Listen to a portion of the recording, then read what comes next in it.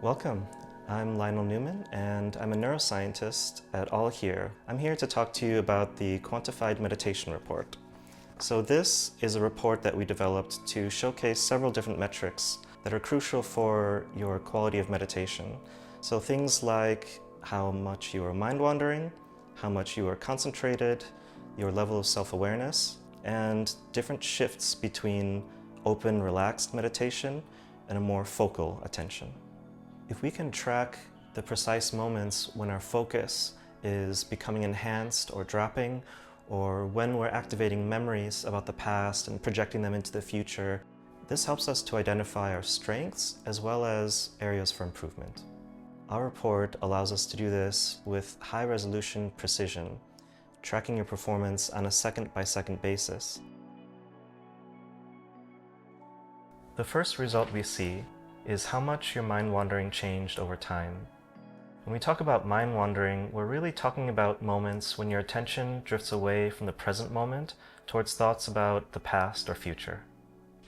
In this graph, the colored line shows the general trend of your mind wandering from the beginning of the session to the end. The beginning is shown on the left side and continues over time to the right side. The line goes up when there's more mind wandering and down when there's less mind wandering.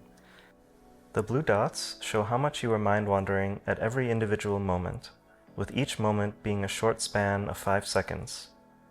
Just like the colored line, these dots are higher in moments when there was more mind-wandering and lower in moments of less mind-wandering.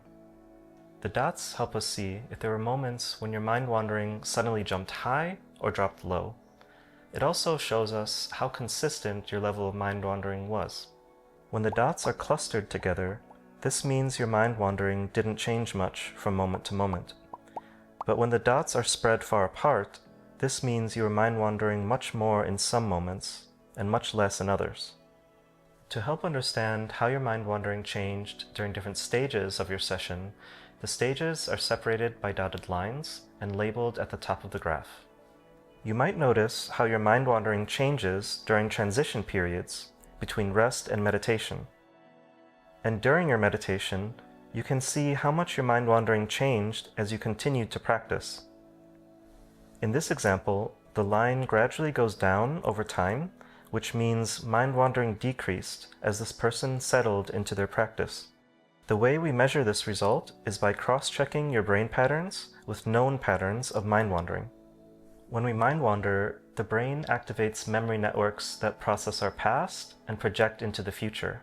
The more our brain matches this map for mind-wandering, the higher our mind-wandering score. This next result shows your attention and self-awareness. What does this mean?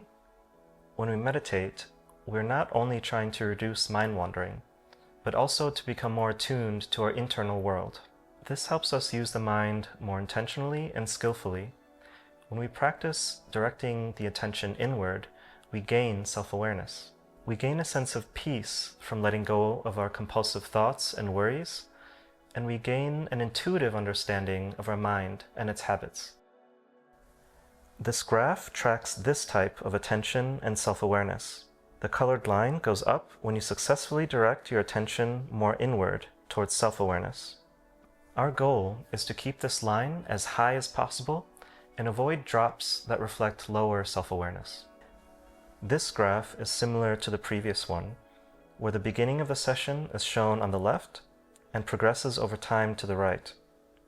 And again, the different stages of your session are separated by dotted lines and labeled at the top. And just like the previous graph, the blue dots represent very short moments. Higher dots are moments of stronger attention and self-awareness. When the dots are closer together, this means your attention and self-awareness didn't change much from moment to moment.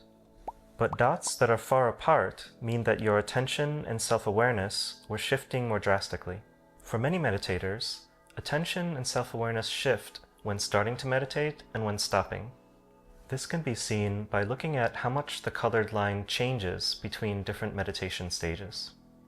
This measurement is analyzed in a similar way to the previous graph, where we calculate how much your brain patterns match known maps of attention and self-awareness. Those maps are activated in attention networks in the brain. The more your brain matches this pattern of activation, the higher your attention and self-awareness score. This next graph shows your concentration and mindfulness index.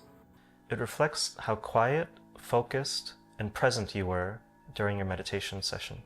The colored line goes up the most during moments when your inward attention was high and your mind wandering was low. Our goal with quantified meditation is to raise this line as much as possible and prevent drops in silence and stability. Now, in some forms of meditation, it's important to relax the mind and become open to all experiences that come in the present moment. But in other practices, when the mind is already stable and relaxed, the meditator becomes more active by focusing intently on a single object like breath, light, or self-absorption itself. This alpha wave power tracks these shifts between open awareness and single object engagement. It's based on alpha brain waves, shown here as a colored line. Alpha waves go up when the mind is more open and relaxed, and down when the mind is more actively engaged in focal attention.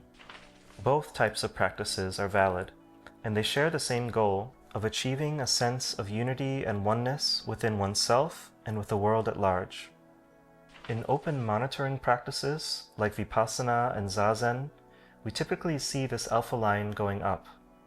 And in focal attention practices like Anapanasati, Jhana, and Yogic Samadhi, the line typically goes down. If your practice involves more open monitoring, you should aim for a higher line to reflect wider openness. And for focal attention practices, a lower line represents deeper, more active engagement with a single object. That is why we call this alpha wave power.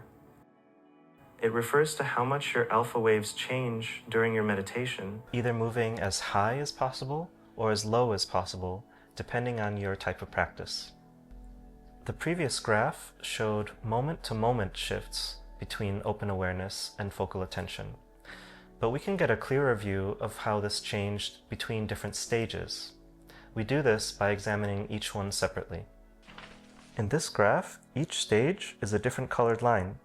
We're no longer looking at changes over time, but instead, from left to right, we see all the alpha brain waves. We calculate the average power of each alpha wave in each stage, so that each stage ends up with a unique shape. The most important part of the shape is the highest point, the alpha peak. This tells how openly relaxed you were or how actively focused. This shows the precise measurement of your alpha peak for each stage, giving the actual power value associated with each peak. When the peak is higher, your attention was more open and relaxed. When the peak is lower, you are more focused on a single object. In this example, the blue line is the resting state before meditation, and the red line is the meditation stage. Here, the peak of the meditation stage is much lower than the peak of the resting state. This tells us that this person was very actively focused during their meditation overall, much more than when they were resting before meditation. You can check your own results. Did your alpha peak change much between meditation and rest, or not so much?